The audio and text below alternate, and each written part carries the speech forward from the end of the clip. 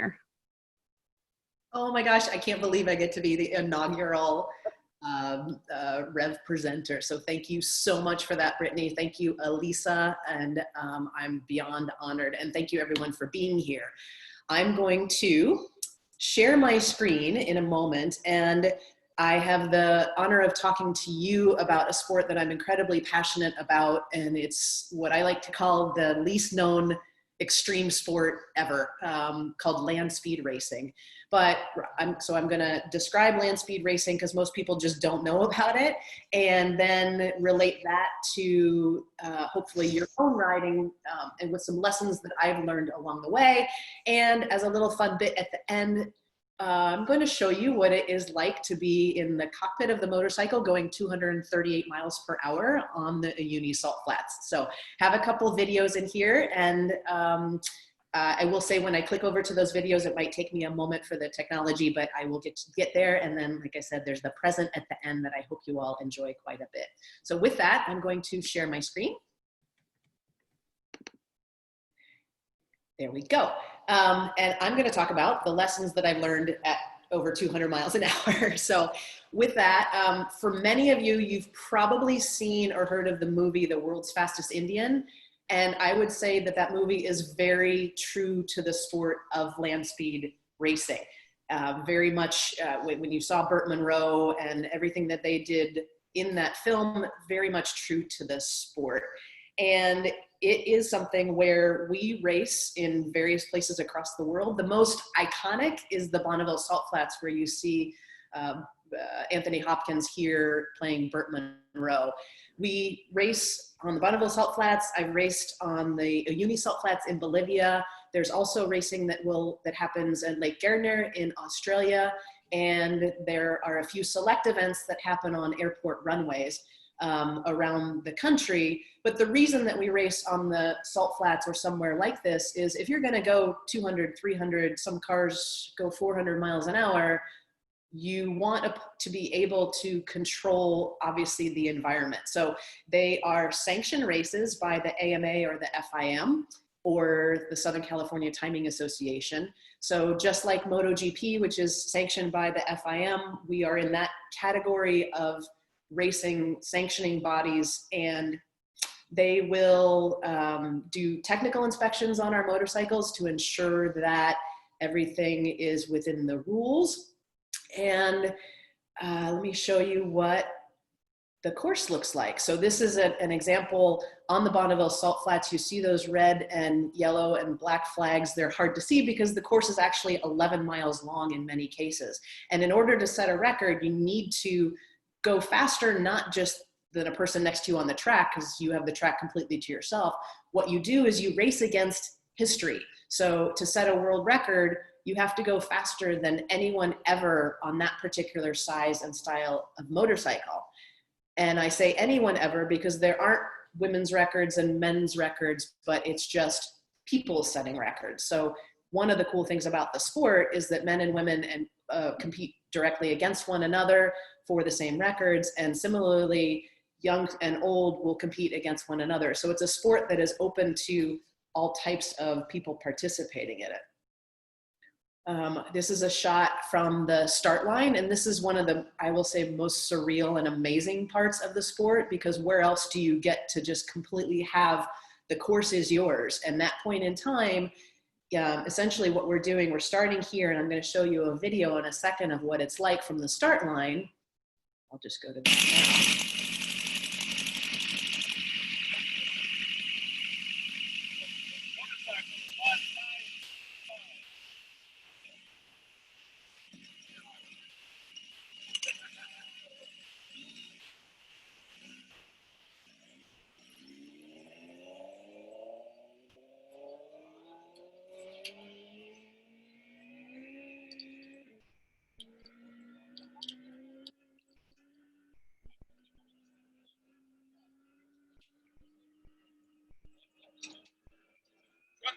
Go, baby.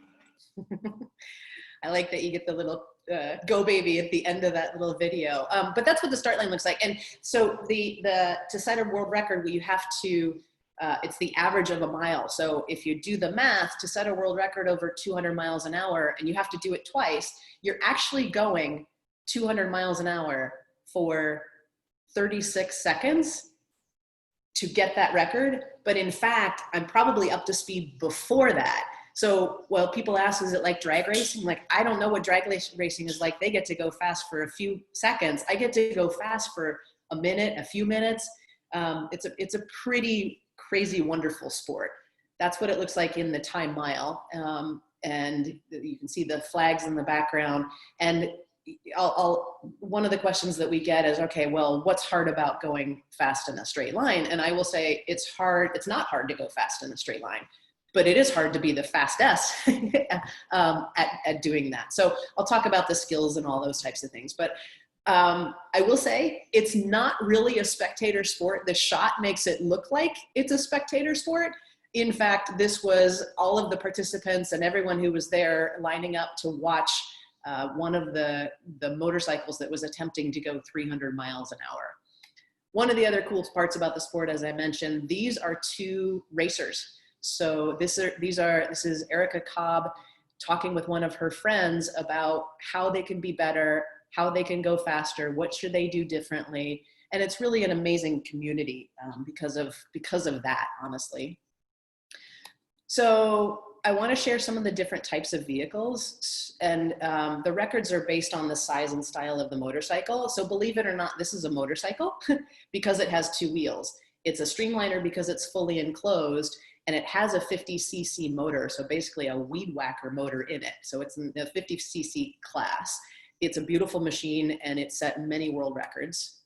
This is the other end of the spectrum in terms of size of the motor. This is Tom and Betty Birkland, who have gone over 400 miles an hour. And this is a car, you can't see them, but there are four wheels under there, trust me. This is a 1965 International Harvester diesel truck. And it has a world record at 299 miles per hour with a diesel truck. And when it goes down the track, it's kind of crazy because there's big black smoke that comes out of the back of it. This is a streamliner that I raced, a 50cc. I raced it at 50 cc's and I raced it at 100 cc's. And it's a motorcycle because trust me, there's one wheel in the front, one wheel in the back, and it's fully enclosed as a streamliner. And I essentially lay on my stomach in this and drive it. They're about to put a 5-point harness across my back to ensure that I'm safe. There's a full roll cage in there, but it's another example of the size and like the style of motorcycles that are out there and that people are racing. So let me talk about a few things that I've learned, and I look forward, if I haven't answered questions about the sport, I of course want to share that with you. But let me talk first about a few things that I've learned over 200 miles an hour that I think might relate more to everyone's riding. The first thing I want to say is that I have learned so much about teamwork and the value of a team. And I was taught in my corporate world that's played into my motorcycling as well, to know what you do well and surround yourself with people who can do the things that you cannot. and that is a humbling thing, because some of us think, oh, I can do it all. Or if you're an overachiever type person or you're competitive, put that aside, know what you do well, admit what you do well, and surround yourself with the people who do the other things that you need. The other humbling thing for me that I've learned is then you have to put your ego aside and get out of their way and give them the room to do their jobs and give them the room to succeed and to excel. And I'll give examples from my team. This is Trev Richter on the left, Curtis Tom, Gary Orr, and Shane Kinderis, and then myself. And this is us in Bolivia with the bikes that Trev and I are racing. And I will say that I trust those four gentlemen with my life, and I do every time that I'm out there. And Shane, who's standing next to me, is the best motor tuner in the world, a BMW motor tuner at least. And I have to know that he has shares the same goals that I do, and then let him do his job. And in an intense environment, that can be a difficult thing to do. Curtis is very similar. I have to know that he is the best chassis mechanic in the world, and he is going to set me up. And if I don't have faith in them and their knowledge, and then give them the room to grow and to do their job, if I try to get in the way and control things, it's just going to be a disaster. I will share a quick video, give me a moment with the technology, that makes this point and shows you how important some of these things can be. Let's see if I, oops. It might. This is Kyle. He invented.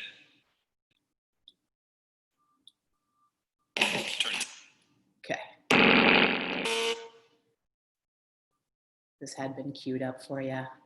Technology, hang on.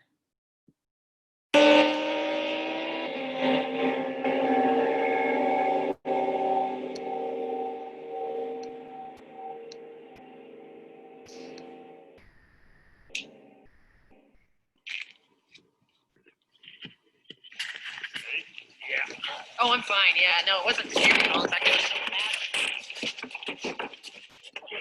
In the middle of the pass, I was shifting into fourth gear before we had any nitrous at all, and blew a hole through the motor. Dropping oil out of the bottom pan too. Rags out. No, it wasn't. It was just I was pissed off more than anything else. We're leaking oil.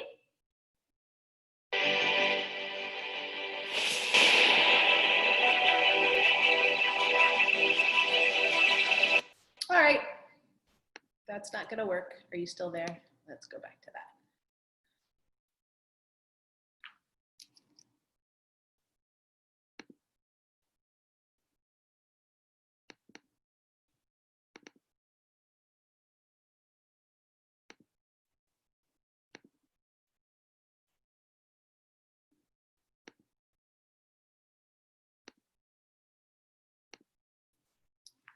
All right. Sorry for the video, not going to work. The one going 238 miles an hour is going to work. So the second point I want to make, so what I was going to show you is in Bolivia, when we raced there, I blew the motor. The team that I trust with my life was able to repair, well, take the motor that we had blown, in a terrible windstorm and a terrible, crazy rain wind. They were able to drop that motor, put a second replacement motor in it, and get me back on the racetrack the next morning. They took 2 hours to completely swap a motor out, and thankfully were able to get me back out there racing again. And they do that not because they're paid, they do that because they share the goals that I have, and want to ensure that we succeed.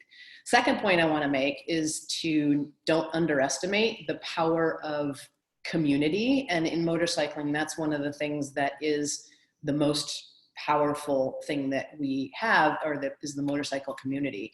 And sometimes your team, your resources comes from unexpected places. And I'll share a story from land speed racing, where this is Andy Sills and I, and we arrived on the Salt Flats, and we rode 2 motorcycles there. And of course I had the gear on. This was just how we arrived onto the Salt, literally. So, but we rode our 2 motorcycles up to the Salt, and we were going to race the motorcycle that you'll see us sitting on here for a production record. Well, we came to a new event and found that their rules and regulations were different than those that we had to follow in the past. So it was new to us.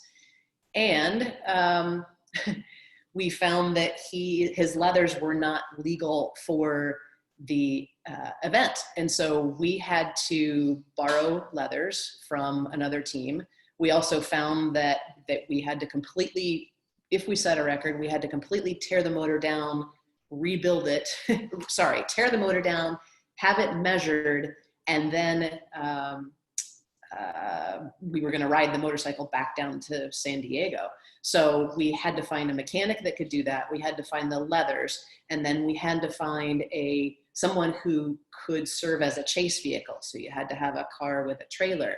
Well, we had none of that when we showed up on the Salt. And in the course of asking people, hey, we need some leathers, hey, I need a chase vehicle, hey, we need a mechanic who's going to be able to take this motorcycle apart and put it back together in a very short time frame.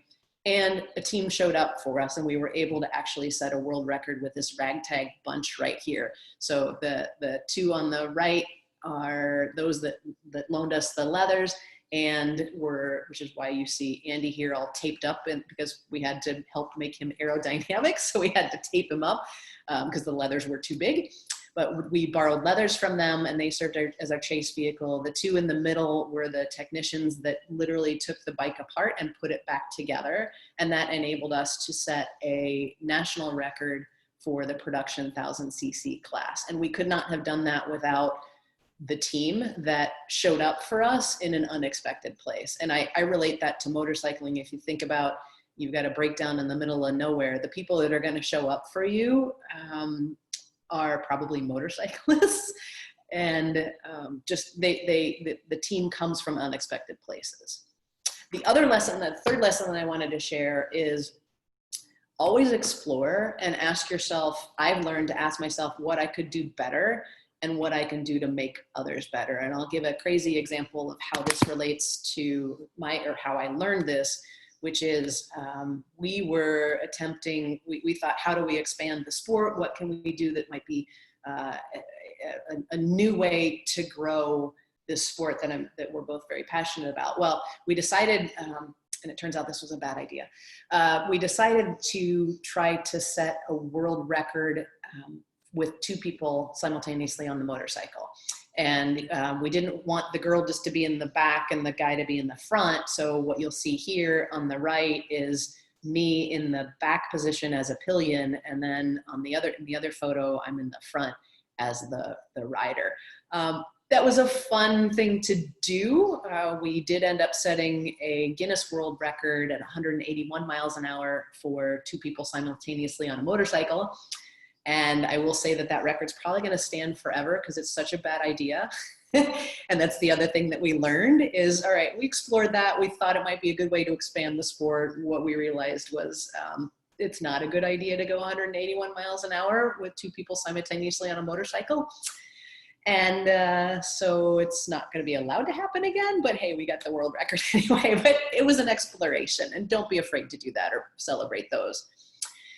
Celebration, that's the other lesson that I learned. Don't forget to celebrate, even when it's the small victories. Just look for ways to celebrate. And I know Lisa, when she talks about her confidence and her book, she talks a lot about this, where we tend not to celebrate our own successes, and we can sometimes be our own naysayers.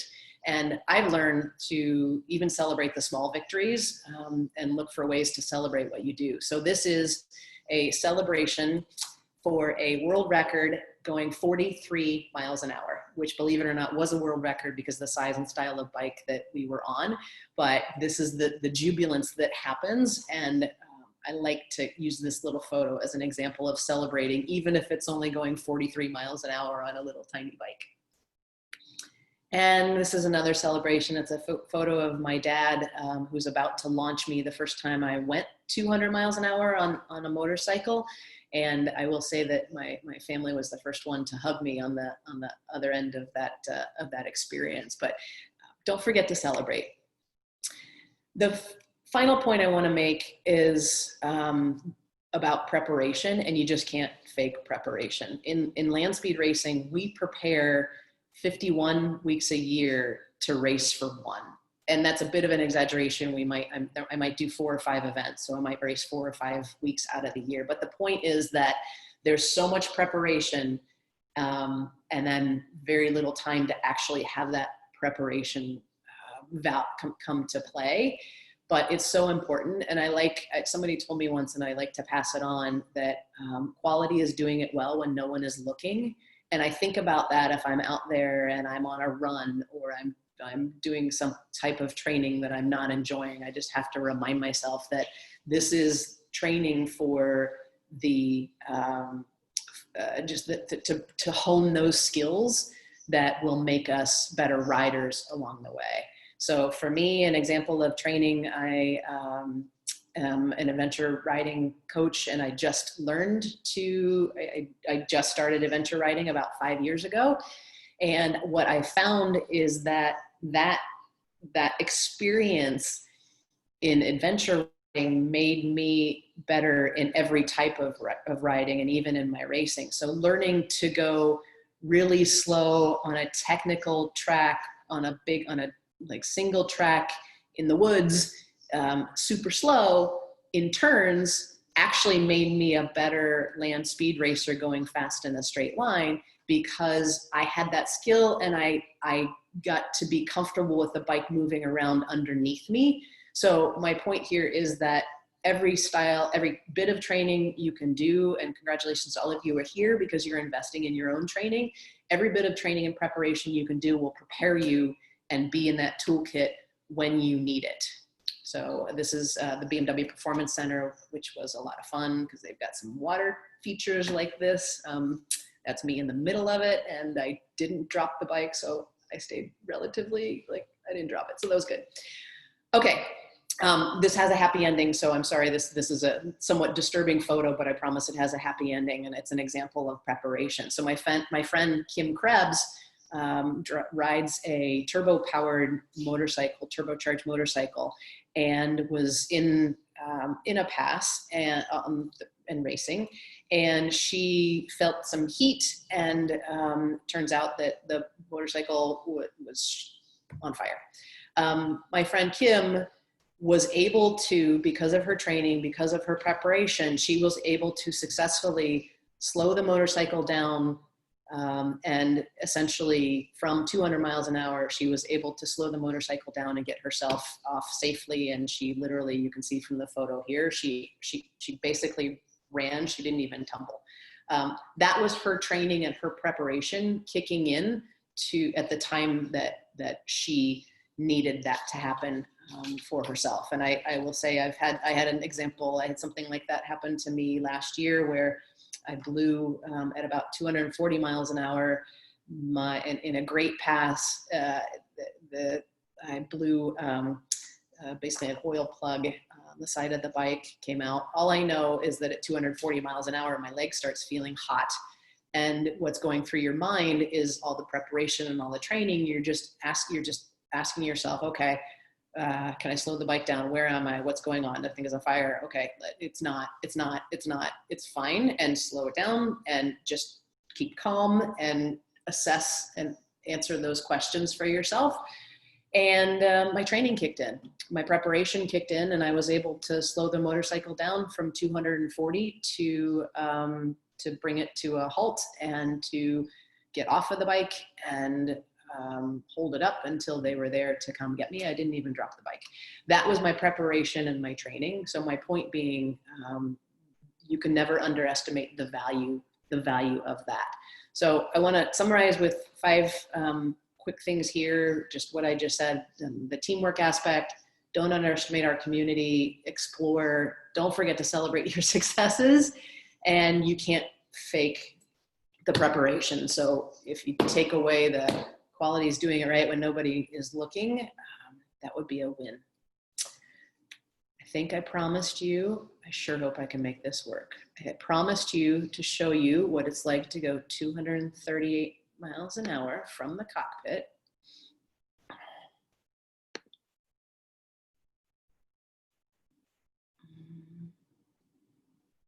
Hardworking farm and ranch families have grown.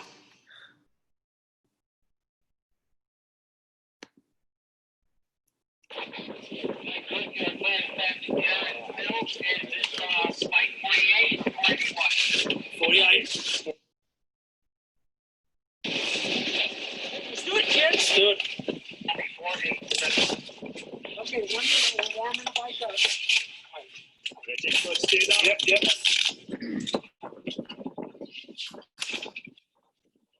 You have a short course, and we're going to just on it, okay?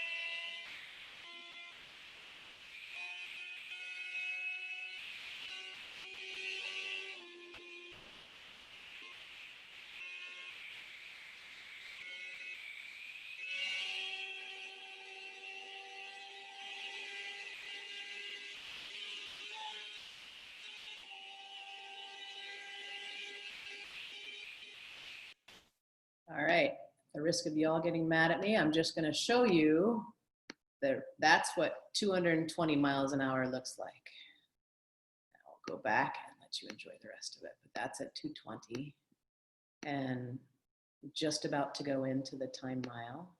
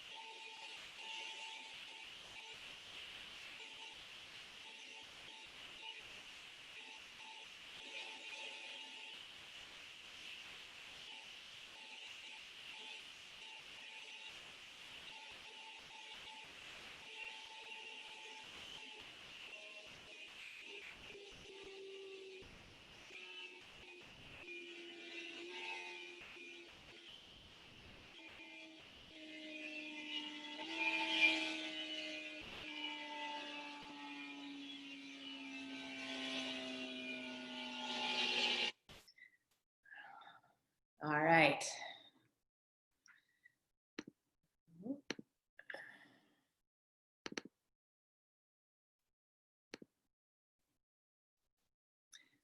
With that, so I don't know about you, but that gets my blood pumping.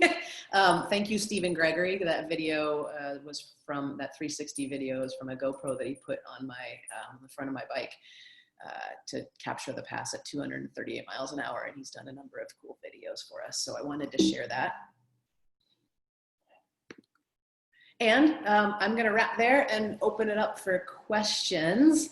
I do want to say I would love to hear from you. You can reach me at Erin@womenridersnow.com. If you're not familiar with womenridersnow.com, please become so. We would love to have you subscribe to our newsletter and come check out our site. And I would love to hear from you. I'm also Erin Sills on Facebook and Shimoto Erin on Instagram. And if you want to know more about land speed racing, I will say that there's a place for all kinds of people to participate, and I would love to see you there. So Brittany, I think we can open it up for questions. I'd love to hear what's on people's minds. I'm back. Hello. Thank you, Erin. If you want to unshare your screen so we can see your beautiful face in large format. Always our worst nightmare, right? Okay, so we have several questions from the audience, and a couple of them you have answered already. So I'm going to go ahead and start from the top. David Hall wants to know, is there a class in land speed racing for sidecars? Great question. So there is a class for so there are classes for motorcycles, cars, sidecars, like I mentioned, the streamliners. Yes, the world's fastest motorcycle sidecar streamliner is a friend of mine named Ava Hawkinson, who goes, I think she's over 300 miles an hour, maybe now in a in a streamliner, very different than a traditional motorcycle. But yes, all kinds of sidecars. So absolutely, come out and race a sidecar. We'd love to have you there. Do you know what the world's fastest dog in a sidecar is? All right, so I didn't really talk much about the technical inspection and the rules, but the reason we race when we race is so that they can reduce the chance of something bad happening. So I'm pretty confident that the rule book, which is this thick, will not allow dogs. Fair enough. With that said, we're going to talk about some of the things that could go wrong. So Len has asked, first of all, he wanted to let you know, it's been great listening to your story and your experience. His question is, what is the 1 or 2 things that can go wrong in high-speed runs like this? Is it a high-speed wobble or engine failure? And what is the best way to handle each or any other potential problems that might come up? Yeah, a totally fair question. The reason we do what we do, where we do it, and with as much technical inspection and regulation is so we can minimize the chance of something bad happening. They can go wrong really in 3 different areas, right? It's either there's a rider issue, or there's a mechanical issue, or there's an issue with the track. So it's either traction, mechanical, or if I've done something wrong. Most of the issues tend to be mechanical, and then it's about how well trained are you to deal with it. So I have had now motors blow on me twice because we are pushing them to the limit and I've had other things happen. In any of those cases, it's about how well prepared I am to deal with the situation. So what I found is that there's a closed loop of things that go through my mind. I am very, very focused when I'm racing, and same thing with any kind of riding, right? You want to be very focused. People ask you, what do you think when you're out there on the motorcycle? I'm like, I'm thinking about being on the motorcycle. It's the same thing if you're riding across the country. You shouldn't be thinking about what's going on at home. You shouldn't be thinking about your work life. You should be thinking about what's going on the motorcycle. And if you're not thinking that, then you should probably take a break. So yes, things happen. They tend, the biggest one, the most common one would be mechanical. And then it's about, is the bike on fire and I need to exit the bike, or can the bike and I stay together? And if the bike and I can stay together, then how can I safely bring it to a stop? And thankfully in my cases, which they don't happen that often, but in my cases, I'm grateful I was able to have that preparation and that training kind of kick in. So yeah, we're pushing them to the limit. I can imagine. We all saw it, didn't we? With that in mind, still thinking about the same kind of ideas of what could go wrong, Randy asked, can you detail why setting a record with a passenger ended up being a bad idea? Oh, what fun. So yeah, our idea was we want to expand the sport and we want it to be qualified racers. The reality is that for the person who's in the front, no problem. You're down, you're in the bubble, you're fine. For the person in the back, I'm literally holding on. I was holding on in leather gloves like this, and that's kind of the only thing that was holding me onto the bike is my own physical strength. And then I shrugged my shoulders in order to get more aerodynamic. It would be very hard to ensure that something like that could be done safely on a continuous basis. And we're all about safety. So we did it. It was a fun thing to do. It was just one of those things where if you're the pillion, you realize how easy it would be to not be on the bike. It was very physically demanding. And so we did it enough to do the record and then realize we couldn't successfully recommend other people do this. I'm a pretty strong person and I was barely holding on. So with that said, do you think that there's an application for that lesson in street riding, especially on sport bikes where the passenger is sitting up much higher? Because I'm guilty of being in that exact position, and I actually did fall off. Yeah. So I know exactly what you're talking about. Yeah, yeah.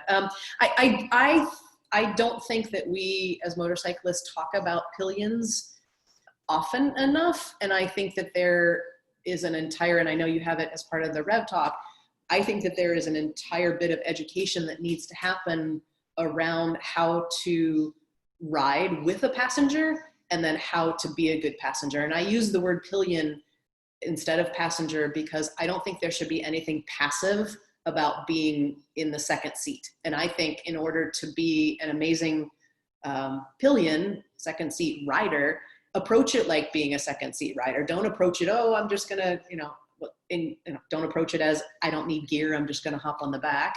Or don't approach it as I'm just gonna look around and maybe I'll fall asleep. You're missing the whole experience. If you approach it as I'm going to be the second seat rider, and don't try to control the person who's actually riding, but if you approach it as I'm going to look through the corner the same way that the person in front of me is looking through the corner, I'm going to kind of move around a little bit and I'm going to experience it, I feel like you get a lot more out of it. So I think that as an industry and just as we need to talk more about how to be a good passenger and educate and tell stories about how awesome that can be. It's also a great way to learn that you actually want to be in the front seat get your own motorcycle license. There you go. Well, good news is that at 11 o'clock Eastern tomorrow morning, we have a Pillion Perspectives and Best Practices happening with Tim and Marissa. So we will have that tomorrow if you're interested. Thank you for your perspective on that, Erin. It is really helpful, especially because you've been on the front and the back at such high speeds. It's a great perspective to share. Another question that we have, a lot of these have to do with what it's like to go really fast. Maggie McNally asks, was that 120 miles an hour in first gear? So it might have been. So this reading to me is from Germany, so it's reading in kilometers. So, yeah. And that's why it said 300 and something the whole time. I get really excited when I see the threes. Yeah. And they actually, so one of the things that we do is we try to minimize the number of decisions that I need to make because I get so freaking focused. You don't want to talk to me before a pass because I'm really in a zone. And then at the end of a pass, my team will tell me that I repeat the same thing to them for the next hour. I will say the same thing over a few times, not realizing I said it before, because it's such a mental focus to get into that kind of space. So they reduce the number of, we have decided to reduce the number of decisions I have to make, because if something goes wrong, you don't want to have to be thinking about other things. So back to your point, the kilometers on the kilometers and miles, we actually tape if I have a goal of, let's say 240 miles an hour, we'll translate that into kilometers and put a little piece of tape where I can see it to tell me what the kilometer is, so I don't have to do math. No math while riding that fast. I like math. Great. The S1000RR could definitely do 120 in first gear. I probably short shifted on that particular pass. Okay. And keeping that in mind, is it hard to ride on the sand? David said it looks like you are floating around during your run. Great observation. I should have mentioned that. So yes, I mentioned traction is a huge issue. So how do you go fast? Aerodynamics, traction, and power. That's the three things. Those are the three things. And I control part of those. Traction is a huge one, and it's not sand, it's salt. And yes, it's slippery, and it moves, or you move around a lot. And that's a big part of the experience and skill that comes into doing what we're doing. It is difficult to get traction. If the course is not well prepared, then you're not going to set world records. The wheel will spin 20 to 50 miles an hour faster than the bike is actually going, because there's that much slip. Our job is to try to minimize the loss of traction. So we add ballast to the bike low. I know like road racers will tell you that you make it as light as possible. In my sport, I need to make myself as small as possible, but I actually need to add ballast to the bike in order to improve my ability to get the power that I can build from the motor to actually hook up to the salt. So and that blue line wasn't moving. That blue line is straight down the course. What you're seeing is how much the bike floats across it. The other thing is that the bikes are extremely sensitive to wind. So there are some racers who will not race if you've got a fully faired bike like Snoopy, my big bike, they might not race that in more than 3 miles an hour of wind. If you're going 300 miles an hour and you're fighting a side wind the whole time, it's not going to be a comfortable experience. I can imagine. Keeping on kind of the same track, we have a question from Blair. Said, looks like holding the bike on the blue line is hard work. What is required steering wise in order to keep your run tidy? Yeah, very little steering input. It's more body and where am I. So there's, that's one of the things that that adventure riding taught me, is being able to be super light on the bars, because the bike wants to go straight. And the only thing that's going to interfere with the bike choosing to go straight is some intervening factor. Whether if I'm death grip, it's just like any other riding. If you're holding on too tight, you're giving input to the bike, and that's not a good thing. So it's moving around quite a bit. In the pass, I'm asking myself, am I tucked in as small as I can be? Or am I tight? Like, am I feeling air on my body somewhere that I can get a little bit smaller, that I can get a little bit tighter, that I can get in and improve that aerodynamics. I'm also ensuring that I'm not influencing the front of the bike. I'm holding on to the bike largely. I'm obviously on the throttle, but I'm trying not to interfere with it. I'm trying to remind myself mentally that the floating is part of it's fine. Floating, you're riding this fast on salt. It's gonna float. So I'm trying not to give any input at all. It's really, really interesting to know, like what the things that are going through your head while you're on the run at that speed, and feeling, like you said, feeling the little parts of where you might be able to make yourself smaller. That's you know, things that nobody else ever has to think about. You have to hit every shift point perfectly, you know. Yeah, right. Okay, so we have a couple of questions that have to do with the racing in general, as far as land speed racing goes. Is there this kind of racing in the Northeast? That question was asked by John Del Vecchio. So look up the East Coast Timing Association. So there's the Southern California Timing Association, SCTA, and then there's the East Coast Timing Association, and they will be the best resource for you. And they do, I'm not sure what they're actively doing at the moment. There isn't a big physical space like the Bonneville Salt Flats that they race on the East Coast, but they do, I think they used to race on Loring. They have runways that they will do land speed racing on. There's also, for all of you and who are wondering like where you can participate, how you can participate, there's a site called landracing.com that is, it's a blog, but it's the best single repository for the sport. Awesome. Speaking of racing in different places, Linda asked if you were able to go to the land speed event in Bolivia with Ralph Hudson. Yeah, I shared a container with Ralph. So the video that I showed you going 238 miles an hour was on the Uyuni Salt Flats, and Ralph is a good friend, and yes, we shared a container together. So I was there as a marshal the first year that they raced on the Salt Flats, and then the second year I was there as a participant, which is where that video was shot. And then we were supposed to go this year, but unfortunately not able to do that.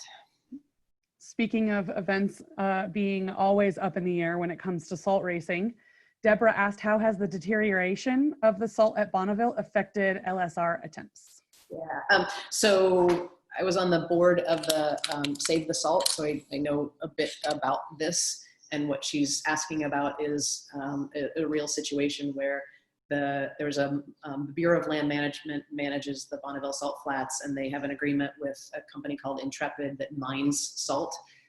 Intrepid was in that agreement. Intrepid is supposed to be they're allowed to mine it, but they're supposed to be putting brine back onto the salt flat so that it wasn't depleted. Thanks to the Save the Salt, and also there's an organization in Utah, they've done quite a bit to try to improve the salt. So over the last 3 years, it's been getting better. So for 40 years, it was getting worse, and over the last 3 years, it's been getting better. So it's on the upswing. All right, thank you so much for sharing that, Erin, and good luck with all of your attempts in that, and Save the Salt. And for all of you who had questions that we didn't get to answer, Erin will be able to follow up with you via email afterwards. So keep an eye out in your inbox. Erin will be able to answer more of the more technical questions that everyone was asking. It's always a good sign, right, when we have more questions than we have time to answer them. So I just want to say one more time, thank you so much, Erin, for sharing your experience with us. Such an amazing story and such a cool feeling that I think you just gave everyone by showing us what it feels like to go that fast. And I know I had goosebumps. I know my heart was racing. I'm sure everyone else felt the same way. The video's on YouTube, so you can go watch it again and you can move it around, which is kind of cool. So that's so cool. Celebration, because the Ralph Hudson in that video, at the end of that video, Ralph is the one who told me that I went 230. I think the average was 237. So cool.